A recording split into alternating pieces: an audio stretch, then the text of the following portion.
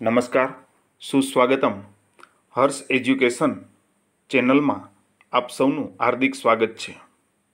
ધોરણ 11 કોમર્સ નામાના મૂળ તત્વો ભાગ 1 પ્રકરણ 2 જેનું નામ છે હિસાબોની દ્વિઅસર અને ખાતાના પ્રકાર।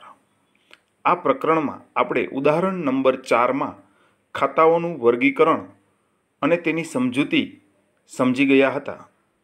આજે આપણે તેના જેવો જ પ્રશ્ન ઉદાહરણ નંબર 5 આજે જોવાનો છે, જે આ મુજબ છે। નીચેના ખાતાઓનું વર્ગીકરણ કરો અને ટૂંકમાં સમજૂતી આપો। આ પ્રશ્ન માટે આપણે ગયા લેક્ચરની જેમ 3 કોલમ તૈયાર કરશું। ખાતાનું નામ, ખાતાનો પ્રકાર અને તેની ટૂંકી સમજૂતી। પ્રથમ ખાતાનું નામ આપેલ છે લેણી હુંડીનું ખાતું। લેણું અને દેણું આ કોઈ વ્યક્તિ પાસે હોય છે, પછી તે વ્યક્તિ કૃત્રિમ હોય કે જીવંત હોય, પણ લેણા દેણી છે એ કોઈ વ્યક્તિ સાથે હોય છે। તેથી અહીં ખાતાનો પ્રકાર વ્યક્તિનું ખાતું આવશે અને ધંધાનું લેણું છે એટલે અહીંયા ખાતાનો પ્રકાર વ્યક્તિ ખાતું બનશે। ત્યારબાદ નંબર 2 ડેમરેજનું ખાતું। ડેમરેજ એ માલની ખરીદી પર લાગતો ખર્ચ છે। તમને આ નવો શબ્દ છે એટલે તેમ થાય કે આ ડેમરેજ એટલે શું? તો કોઈ માલ તમે બહારથી મંગાવ્યો હોય અને તે માલ જે વાહન વ્યવહાર થ્રુ તમે મંગાવેલ હોય તેના ગોડાઉનમાં તે માલ પડ્યો રહે અને તે ટાઈમ લિમિટ પસાર થઈ જાય અને ત્યારબાદ પણ તે ગોડાઉનમાં માલ પડ્યો રહેતા વધારાનો જે ચાર્જ લાગે તેને ડેમરેજ કહેવામાં આવે છે। તો આ એક પ્રકારનું ધંધાનું નુકસાન કે ખર્ચ છે અને તેથી તે ઉપજ ખર્ચના ખાતાના પ્રકારમાં આવશે। ત્યારબાદ આગળ વધીએ તો દેવી હુંડી। આપણે આગળ સમજ્યા તેમ લેણું અને દેવું વ્યક્તિ સાથે હોય છે, તેથી આ ખાતું પણ વ્યક્તિનું ખાતું થશે, તે ધંધાનું દેવું છે। ત્યારબાદ આગળ વધીએ તો બીજલનું ખાતું। આ બીજલ એક જીવંત વ્યક્તિનું નામ છે, તેથી આ વ્યક્તિનું ખાતું બનશે। અહીં સમજૂતીમાં આપણે જીવંત વ્યક્તિ છે તેવું લખીશું। ત્યારબાદ આગળ વધીએ તો આખર માલ સ્ટોકનું ખાતું। અહીંયા માલ સ્ટોક એવો શબ્દ આવેલો જ છે, તેથી તે માલ અથવા મિલકતના પ્રકારમાં સમાવવામાં આવે છે, તેથી તે માલ મિલકત પ્રકારનું ખાતું કહી શકાય। ચાલુ મિલકત પ્રકારની આ મિલકત છે। ત્યારબાદ આગળ વધીએ તો હિમાનીનું ખાતું।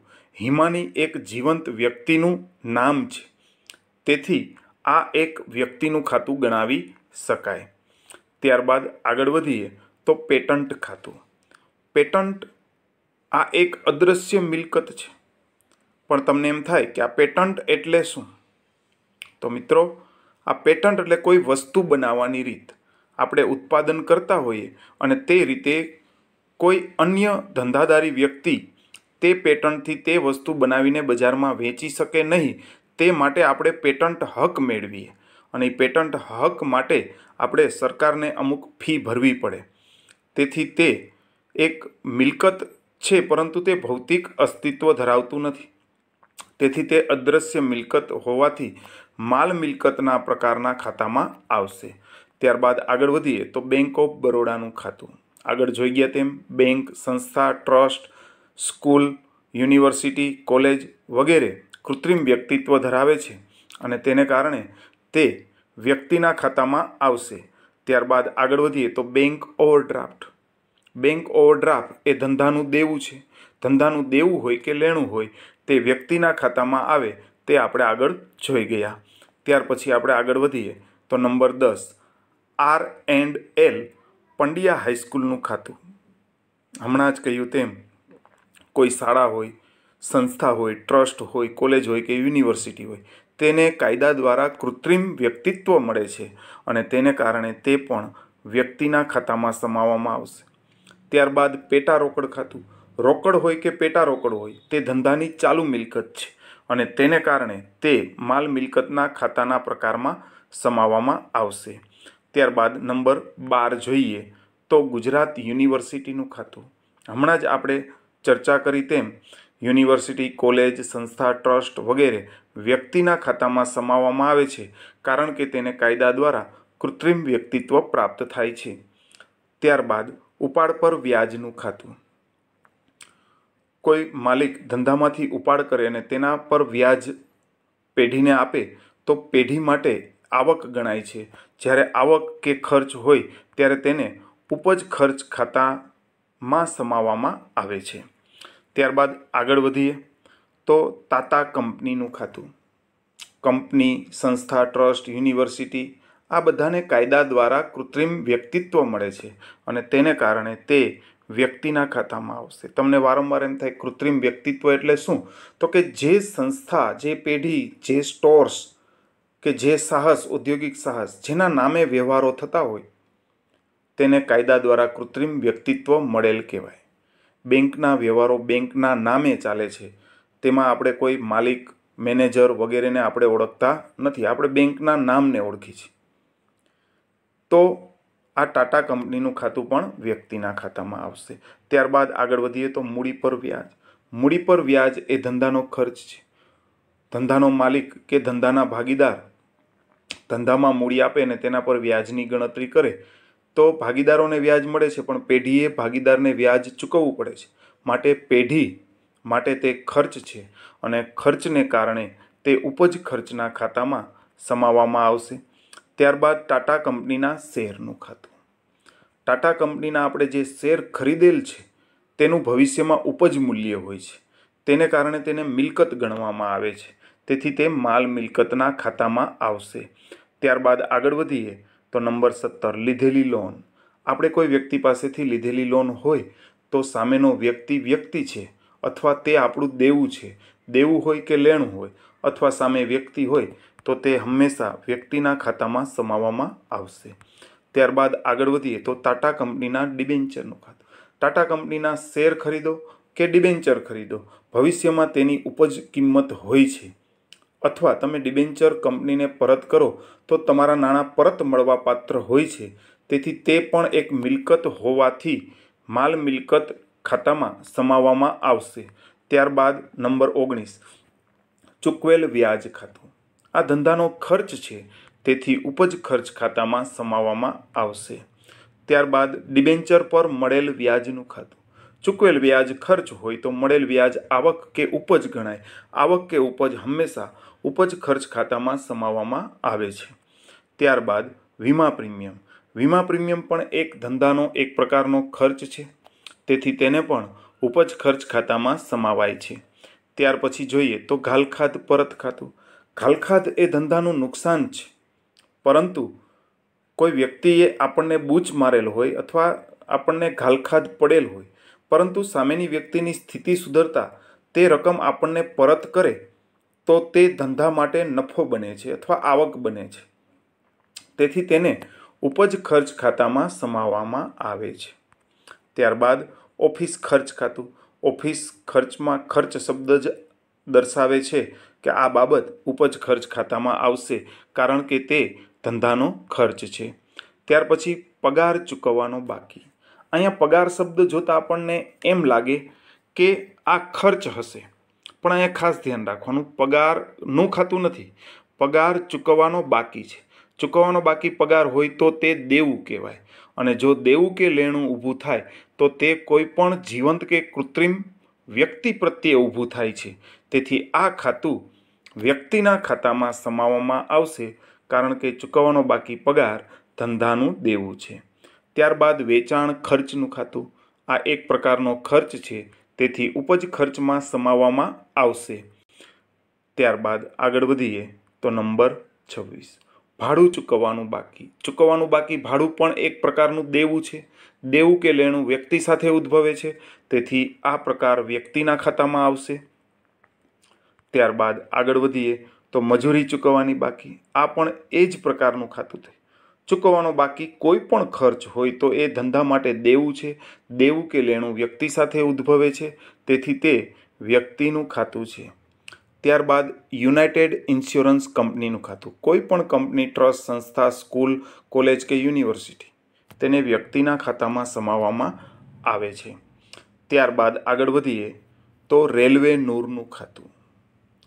તમે ધંધાની ખરીદીનો માલ રેલવેમાં મંગાવેલ હોય અને તેના પર જે ભાડું ચૂકવવું પડે તેને રેલવે નૂર તરીકે ઓળખવામાં આવે છે અને તે ધંધાનો ખરીદીનો ખર્ચ છે, તેથી તેને ઉપજ ખર્ચ ખાતામાં સમાવવામાં આવે છે. ત્યારબાદ આગળ વધીએ તો રોયલ્ટીનું ખાતું. આ રોયલ્ટી શું છે તે સમજીએ.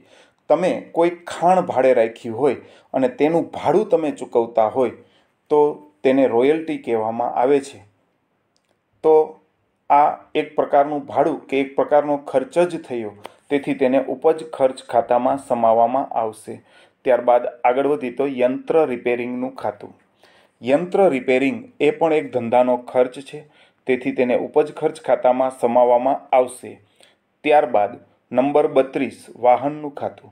વાહન ધંધાની મિલકત છે, તેથી તેને માલ મિલકતના ખાતામાં સમાવવામાં આવશે. ત્યારબાદ આગળ વધીએ તો મળેલ ડિવિડન્ડ ખાતું. આપણે શેરમાં જે રોકાણ કરીએ છીએ તે શેર પર નફા ભાગ મળે અથવા કોઈ શેર હોલ્ડર કોઈ કંપનીના શેર ધરાવતો હોય અને વર્ષના અંતે કંપનીને નફો થયો અને તે નફામાંથી અમુક ભાગ શેર હોલ્ડરને આપવામાં આવે તેને ડિવિડન્ડ કહેવામાં આવે છે. અને આ ડિવિડન્ડ આપણને મળે ત્યારે આપણા માટે આવક કે ઉપજ બને છે, તેથી મળેલ ડિવિડન્ડ ઉપજ ખર્ચ ખાતામાં આવે છે. ત્યારબાદ આગળ વધીએ તો આવકવેરાનું ખાતું. આવકવેરો છે એ ધંધાના માલિકનો અંગત ખર્ચ છે. ધંધાના માલિકને નફો મળે તો પેઢીમાંથી જે નફો છે તેનો હકદાર ધંધાનો માલિક છે, પણ તેના પર જે ટેક્સ ભરવાનો થાય તો એ માલિકનો અંગત ખર્ચ ગણાય છે અને તેને કારણે તેને તે ઉપાડ કર્યો ગણાય અને આ ઉપાડ અને મૂડીનું ખાતું એક ધંધાના માલિકનું ખાતું ગણાય છે. અને ધંધાનો માલિક એક જીવંત વ્યક્તિ હોય છે, તેથી તેને વ્યક્તિના ખાતામાં સમાવવામાં આવે છે. ત્યારબાદ આગળ વધીએ તો રમાબેનનું ખાતું. રમાબેન એક જીવંત વ્યક્તિ છે, તેથી તે વ્યક્તિના ખાતામાં આવશે. ત્યારબાદ શર્મિષ્ઠાબેન પણ એક જીવંત કે કુદરતી વ્યક્તિ છે, કૃત્રિમ વ્યક્તિ નથી, તેથી તેનું ખાતું પણ વ્યક્તિના ખાતામાં આવશે. ત્યારબાદ જોઈએ તો વસાણી બ્રધર્સનું ખાતું. વસાણી બ્રધર્સ એક દુકાનનું નામ છે, સંસ્થા છે, પેઢી છે, ધંધો છે, તો તેને પણ વ્યક્તિના ખાતામાં સમાવવામાં આવે છે. કૃત્રિમ વ્યક્તિત્વ ધરાવે છે તેમ પણ કહી શકાય. ત્યાર પછી આગળ વધીએ તો જસાણી એન્ડ સન્સનું ખાતું. આ પણ એક દુકાન કે પેઢીનું નામ છે, તેને પણ કાયદા દ્વારા કૃત્રિમ વ્યક્તિત્વ મળે છે, તેથી તેને વ્યક્તિના ખાતામાં સમાવવામાં આવશે. ત્યાર પછી આગળ જોઈએ તો વસાણીનું ખાતું. વસાણી બ્રધર્સ છે તે સંસ્થાનું નામ છે, તે કૃત્રિમ વ્યક્તિ છે, જ્યારે વસાણી છે એ જે તે વ્યક્તિની અટક છે અને અટક પરથી આપણે ખાતું ખોલેલ હોય તો તે જીવંત વ્યક્તિ છે કે કુદરતી વ્યક્તિ છે, તેથી તેને વ્યક્તિના ખાતામાં સમાવવામાં આવશે. ત્યારબાદ આગળ વધીએ તો જસાણીનું ખાતું. આમાં પણ એ જ બાબત લાગુ પડશે, જીવંત કે કુદરતી વ્યક્તિ હોવાથી વ્યક્તિના ખાતામાં આવશે. ત્યારબાદ આગળ વધીએ તો મળેલ કમિશન ધંધાની ઉપજ કે આવક ગણાય, તેથી તે ઉપજ ખર્ચના ખાતામાં આવશે. ત્યાર પછી જોઈએ તો આપેલ કમિશનનું ખાતું. મળેલ કમિશન ધંધાની ઉપજ છે તો આપેલ કમિશન ધંધાનો ખર્ચ છે, તો તે પણ ઉપજ ખર્ચ ખાતામાં જ આવશે. ત્યાર પછી જોઈએ તો મળેલ વટાવ ખાતું. મળેલ વટાવ ધંધાની ઉપજ છે, તેથી તેને પણ ઉપજ ખર્ચ ખાતામાં ગણવામાં આવશે. ત્યાર પછી જોઈએ તો આપેલ વટાવનું ખાતું. આપેલ વટાવ એ ધંધાનો ખર્ચ છે, તેથી આ બાબત પણ ઉપજ ખર્ચના ખાતાનો પ્રકાર ગણાવી શકાય. ત્યાર પછી જોઈએ તો નંબર 45 સ્ટેશનરીનો સ્ટોક. સ્ટેશનરીની ખરીદી કરો તો સ્ટેશનરી એક પ્રકારનો ખર્ચ છે, તેથી સ્ટેશનરી ઉપજ ખર્ચ ખાતામાં આવે. પરંતુ મિત્રો અહીં સ્ટેશનરીની ખરીદી કે સ્ટેશનરીનો ખર્ચ એવી સ્પષ્ટતા નથી, પરંતુ તેને બદલે સ્ટેશનરીનો સ્ટોક છે. જો ધંધામાં સ્ટેશનરીનો સ્ટોક પડ્યો રહ્યો હોય તો તે એક પ્રકારની ચાલુ મિલકત ગણાય. તો આ બાબત છે એક ચાલુ મિલકત હોવાને કારણે માલ મિલકતના ખાતામાં વર્ગીકૃત કરવામાં આવશે। ત્યાર પછી જોઈએ તો વેચાણ ખાતું। વેચાણ હંમેશા માલનું થતું હોય છે અને માલ છે તે માલ મિલકતના ખાતાના પ્રકારમાં વર્ગીકૃત કરવામાં આવે છે। ત્યાર પછી જોઈએ તો વેચાણ માલ પરત ખાતું।